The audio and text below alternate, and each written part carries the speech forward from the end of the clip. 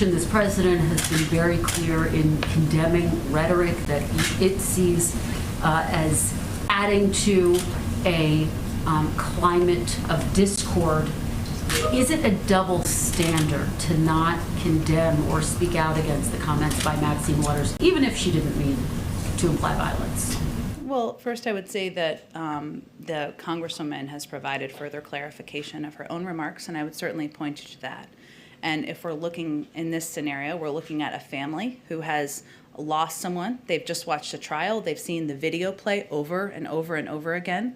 Families across the country have watched the trial, watched the video play over and over again. Clearly, the impact of trauma and the exhaustion is on communities of color around the country more than it is on others. And the president recognizes this is an extremely painful issue, and of course, sympathizes with everyone who feels the grief of George Floyd's passing, as well as the killings of so many other people of color at the hands of law enforcement. And, I think having a conversation with his family yesterday, as someone who has been through trauma himself, that was a big part of their conversation, as I believe George Floyd's brother also conveyed.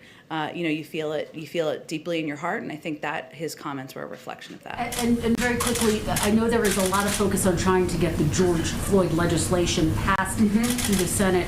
It's passed through the House.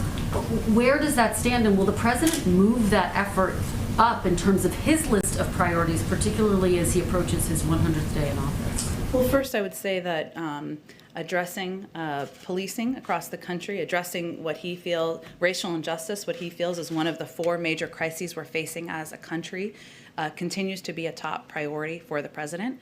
And certainly moving the George Floyd bill forward through the Senate, the president would be eager to have that happen and eager to sign that bill into law.